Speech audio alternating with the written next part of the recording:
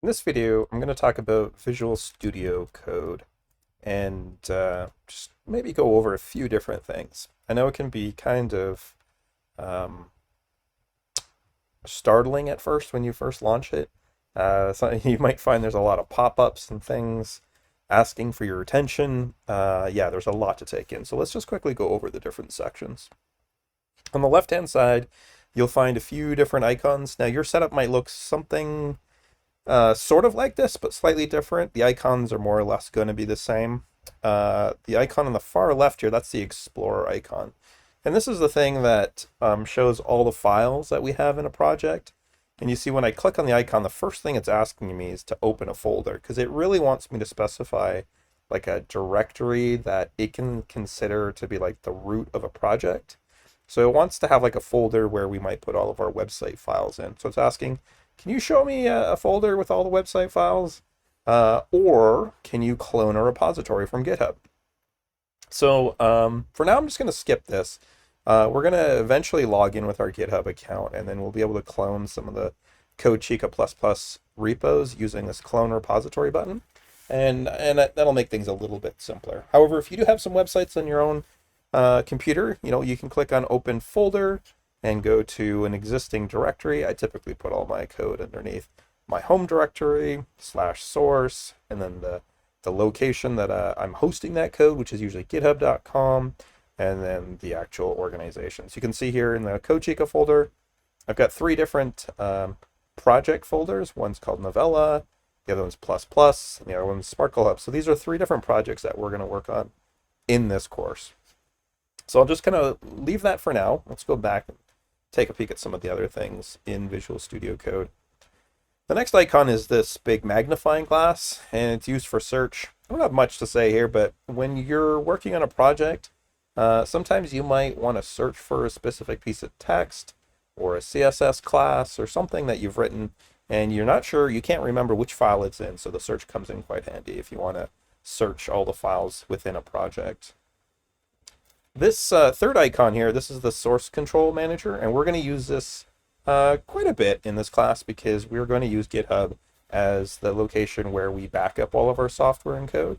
So as I mentioned previously, we will eventually sign in with our GitHub accounts, and we'll use this clone repository button to be able to synchronize the code from the github.com servers down to our local laptops or computers. We won't use the Debug tab very much in this course.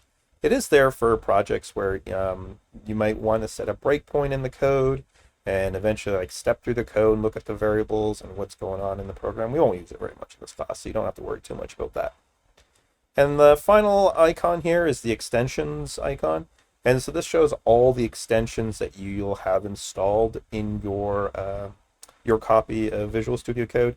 You can see in my instance, I've only got one extension installed.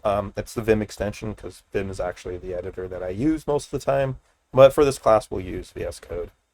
So when you do clone some of the projects that we're going to work on in CodeChica++, some of those projects will include some VS Code extensions to make things a little bit easier. One of those extensions is the CodeSpace extension by GitHub, and this will make it easy for us to connect to a development environment up in the cloud. It is free. You don't have to worry too much about it for now, but if you'd like, you can install it. Now, if we look down at the very bottom left here, you can see a couple more icons. There's the accounts icon, and at the moment, you can see that I'm currently not signed into any accounts. This is where we can actually sign in with our GitHub account, and when we do that, it'll change VS Code a little bit. It'll allow us to search the repos that we have access to. It'll allow us to clone and copies of that code from github.com down to our local computers and from our computers back to github.com. Again, you don't have to worry too much about that. Just know that it's there. And finally, the settings widget here. The settings widget, I don't have much to say about here, but if you want to tweak your color schemes or your icon themes or your keyboard shortcuts, this is a good place to take a peek if you want to do that. Now, before we sign in to GitHub, there is one more thing that I think is going to be really important for this class, and that's this terminal menu at the top here. So if you click on terminal and then new terminal, This is going to open up a little integrated terminal that we can use from inside of Visual Studio Code. And we will end up using this quite a bit to interact with Git. For the time being, I just want you to know it's there, and I want you to open it up and have it ready to go. But we won't have to do too much with it now.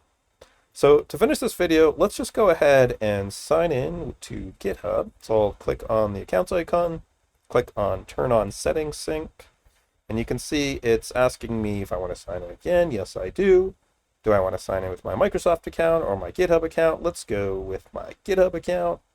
By now, everyone should have a GitHub account, so you should be able to do the same thing.